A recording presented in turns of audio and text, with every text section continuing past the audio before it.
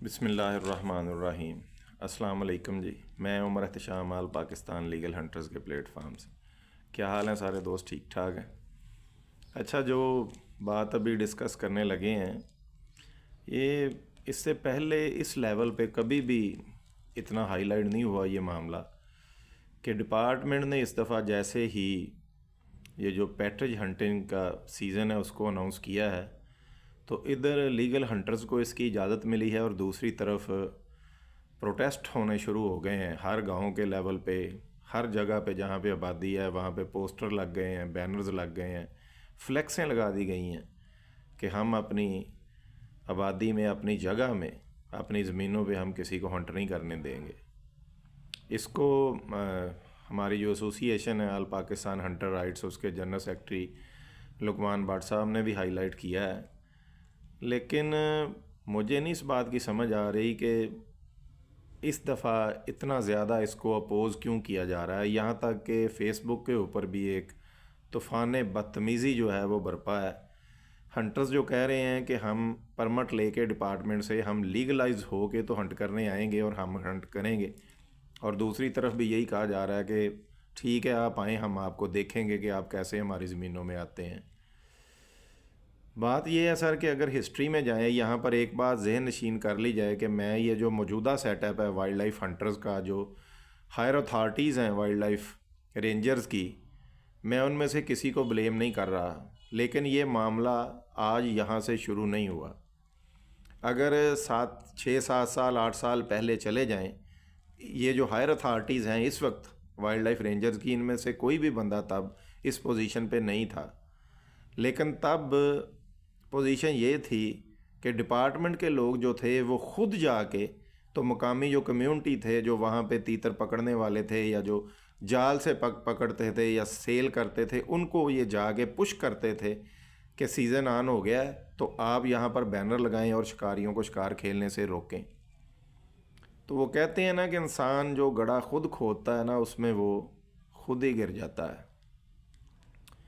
मुसलसल इन्होंने उन लोगों को इतना पुश किया 5 6 साल कि भाई ये सीज़न स्टार्ट हो गया है तो ये लोग दूसरे ज़िला से बड़ी बड़ी दूर से आएंगे, तो ये आपकी ज़मीनों में दाखिल होकर शिकार खेलेंगे, तो आप इनको हंट करने से रोकें। तो फिर ये बात जब इस कदर पुश होती रही, तो आज जब डिपार्टमेंट ख़ुद वहाँ पर हंटिंग के लिए उन्होंने शेड्यूल का ऐलान किया है परमिट्स के थ्रू, तो उन्होंने अपोज़ करना शुरू कर दिया है। लेकिन यहाँ पर एक मिस्टेक जो है मैं कहूँगा, या शायद नज़रअंदाज की गई बात यह भी है कि जो आपने नोटिफिकेशन किया है उसकी शिक नंबर 10 में आपने ये खुद लिखा हुआ है कि किसी भी ज़मींदार का जो मालिक है उसकी इजाज़त के बगैर आप उसकी ज़मीनों में हंट नहीं कर सकेंगे। तो यहाँ पे तज़ाद आ जाता है। एक तरफ आप इस बात को एग्री कर रहे हैं कि किसी भी ज़मीन के मालिक की परमिशन के बगैर कोई भी बंदा वहाँ पे हंट नहीं कर सकेगा, तो दूसरी तरफ आप परमिट सेल कर रहे हैं ऑक्शन में। तो सर ये कैसे होगा? मैं मुबीन इलाही साहब, DG wild life ranger sir, respected, मैं आपसे गुजारिश चाहता हूँ कि सर यहाँ पर आपकी एक प्रेस कॉन्फ्रेंस या आपकी एक वीडियो रिलीज़ जो है वो बहुत ज़रूरी हो गई है। देखिए सर, उसकी वजह ये है कि जिन लोगों ने ऑक्शंस में जाना है, ऑक्शन में जाके उन्होंने परमिट्स लेने हैं, अगर परमिट्स लेने के बाद फील्ड में जाते ही उनके साथ इस तरह की बदमज़गी होगी तो सर फिर मामला जो है वो आगे नहीं चलेंगे। मेरे पास कोई बहुत बड़ी तादाद में मैसेजेस हैं जिसमें शिकारी ये कह रहे हैं कि अगर इस तरह की टेंस सिचुएशन रहती है तो हम लोग ऑक्शन में नहीं जाएंगे, हम लोग ऑक्शन में परमिट नहीं लेंगे।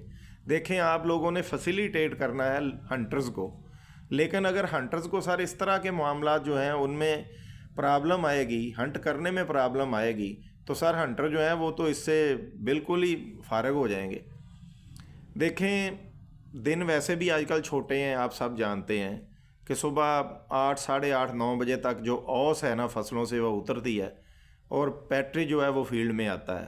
पीक टाइम यही होता है 8:30 बजे से लेके 10:30 पौने 11 बजे तक, और दूसरा पीक टाइम बहुत शार्ट होता है कि 2 2:30 से लेके 3:30 3:15 तक। 4 बजे के करीब जो तीतर है वो अपनी अमाजगाहों की तरफ वापस होना शुरू हो जाता है, क्योंकि दिन जो है 5 बजे ख़त्म हो जाता है। अगर इन दो पीक टाइम्स जो हैं उसमें सर किसी परमिट वाले हंटर को प्रॉब्लम पेश आ जाती है और मकामी जो लोग हैं उसको डिस्टर्ब करते हैं, तो मुझे बताएं कि सर वो एंजॉय क्या करेगा। क्योंकि जिस बंदे ने भी हंट करने के लिए आना है उसने सर अपनी ये जो शहरी ज़िंदगी है, ये जो टेंशन्स हैं, इन सब को भुला के इतना लंबा चौड़ा सफ़र करके वो सिर्फ़ अपने आप को एंजॉय करने के लिए यहाँ पे परमिट लेके हंट करने आएगा।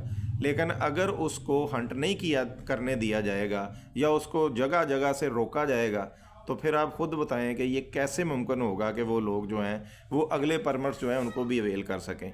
और ये बात आप बेहतर जानते हैं कि जो डिपार्टमेंट है या जो गवर्नमेंट है, इनके पास जो पेमेंट चली जाती है वो वापस नहीं होती, गवर्नमेंट के अकाउंट में सिर्फ जाती है, वहाँ से वापस नहीं आती।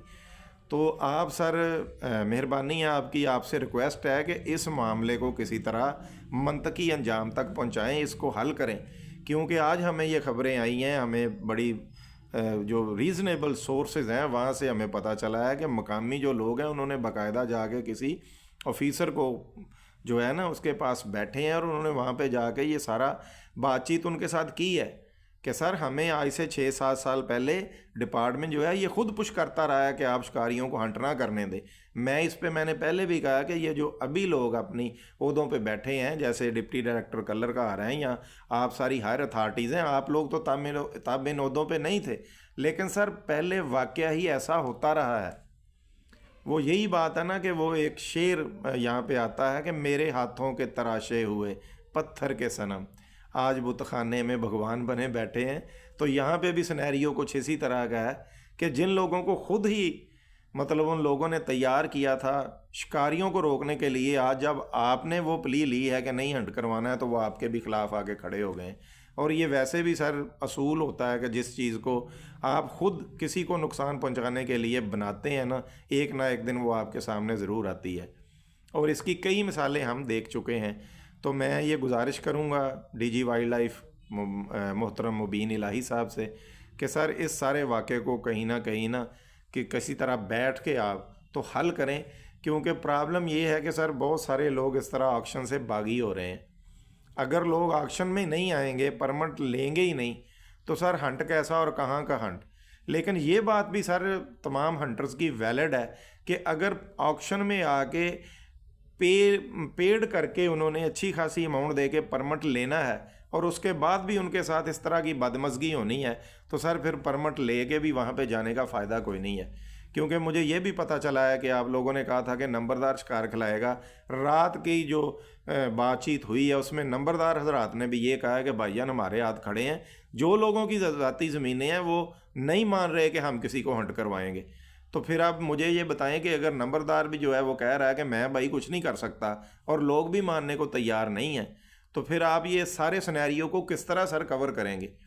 क्योंकि ये बात हकीकत है कि सर जो ज़मीन का मालिक होता है ना वो ऑनर होता है, वो चाहे किसी को अपनी ज़मीन में आने दे या ना आने दे। ये मामला अगर आगे चले जाते हैं फिर वो इसी तरह होता है कि कुछ लोग शरारती होते हैं, फिर बात स्टे की तरफ चली जाती है। तो ये तो सारा जो सिस्टम है जो आपने बनाया है या हमारे लिए जो आपने फैसिलिटेट करने के लिए आपने किया है, ये तो सारा सिस्टम ही रोल बैक होता हुआ नज़र आ रहा है। इसमें तो फिर कुछ भी नहीं होगा।